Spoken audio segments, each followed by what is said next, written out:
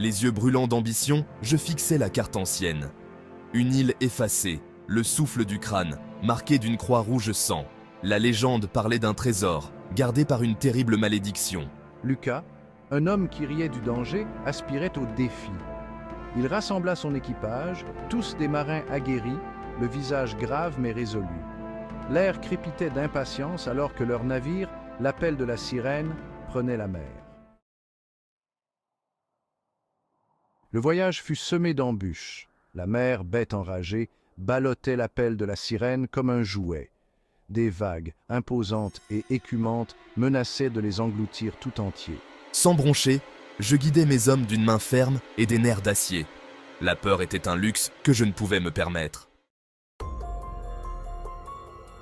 Un silence surnaturel planait sur l'île, rompu seulement par le cri plaintif d'oiseaux invisibles.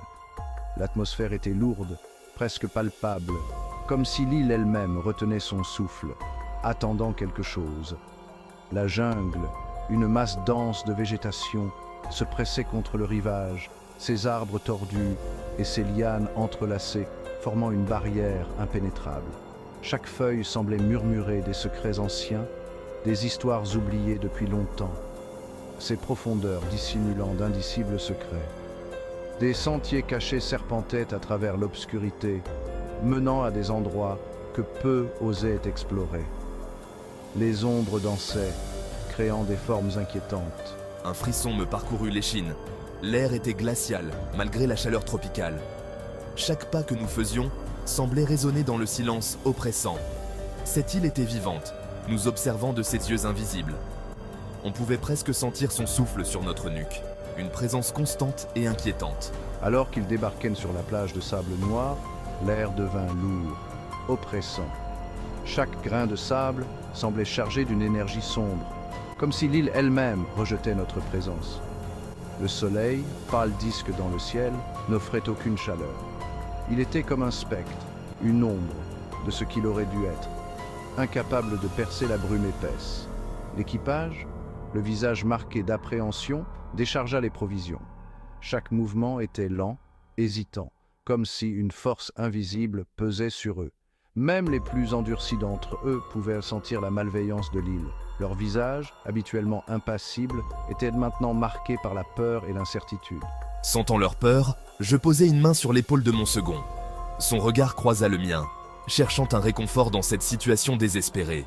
Courage, mon ami. Nous devons rester forts, pour nous et pour l'équipage. Sa voix était ferme, mais je pouvais percevoir une légère tremblement. Il essayait d'insuffler la confiance à ses hommes, de masquer sa propre peur, essayant d'insuffler la confiance à ses hommes. Chaque mot était un effort, une lutte contre l'oppression de l'île. Mais dans ses yeux, on pouvait voir une détermination farouche, une volonté de ne pas céder à la terreur. Section 3. La porte en pleurs. Les jours se sont transformés en semaines, chaque pas étant un effort contre l'atmosphère oppressante du souffle du crâne. La jungle semblait sans fin, chaque arbre et chaque buisson se ressemblant, créant un labyrinthe vert et étouffant. Lucas avançait, son corps alourdi par la fatigue et la chaleur accablante. Les insectes bourdonnaient autour de lui, ajoutant à son malaise. L'épuisement rongeait Lucas, mais la carte, sa compagne constante, le poussait à continuer. Il la consultait fréquemment, cherchant des indices et des repères dans ce dédale naturel. Chaque marque sur le papier était une promesse d'aventure et de découverte, un rappel de pourquoi il était là. Enfin, après des semaines de recherches incessantes, il la trouva. Une porte ancienne, cachée parmi les arbres et les lianes, presque oubliée par le temps. Son cœur s'emballa à la vue de cette relique mystérieuse. Un mur de pierres anciennes couvertes de mousse, englouties par la jungle, se dressait devant eux. Chaque pierre semblait raconter une histoire, chaque fissure un secret gardé depuis des siècles. En son centre, une porte, faite d'un bois sombre, sa surface gravée d'étranges symboles lumineux. Ces symboles semblaient danser et changer sous ses yeux, comme s'ils étaient vivants, comme s'ils attendaient quelque chose. L'air autour d'elle vibrait d'une énergie invisible, leur donnant des frissons dans le dos. C'était une sensation étrange, comme si la porte elle-même respirait, comme si elle était consciente de leur présence. Ce n'était pas un endroit ordinaire. Chaque fibre de son être le lui disait. Il y avait quelque chose de profondément ancien et de terriblement puissant ici, quelque chose qui défiait la compréhension humaine. Reculez.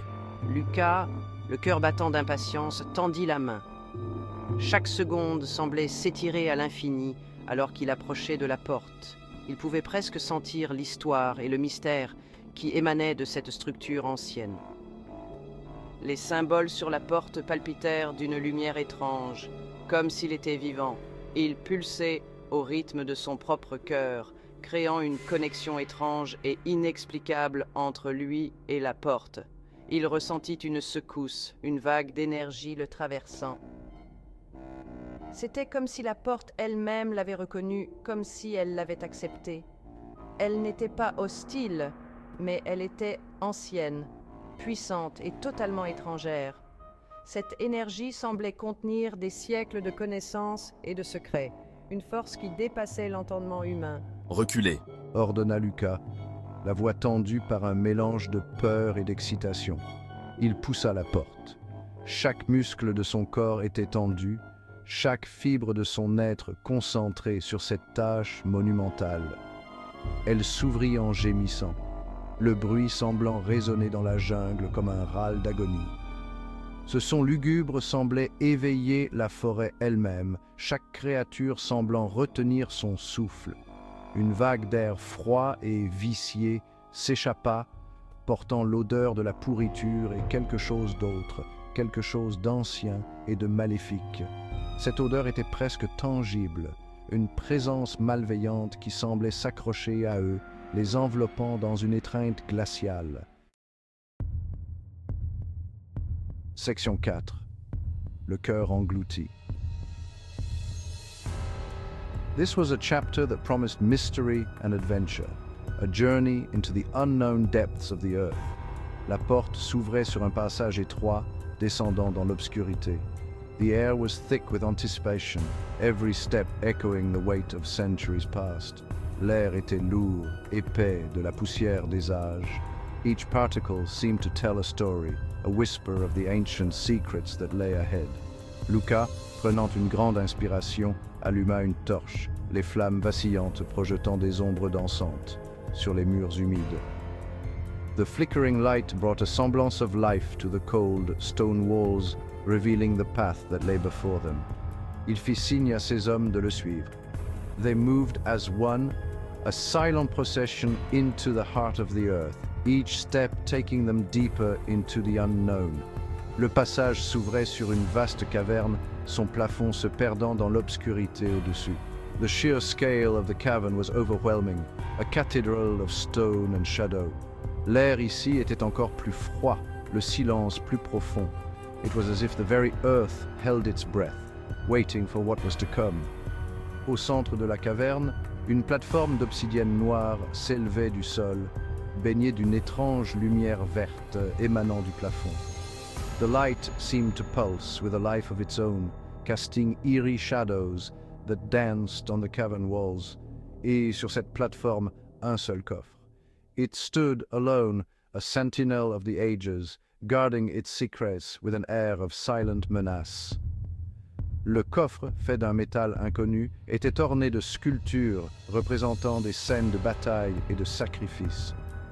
Each carving told a story of valor and loss, a testament to the chest's ancient origins.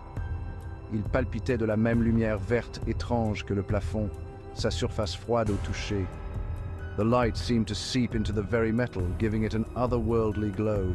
C'est ici, le trésor du souffle du crâne.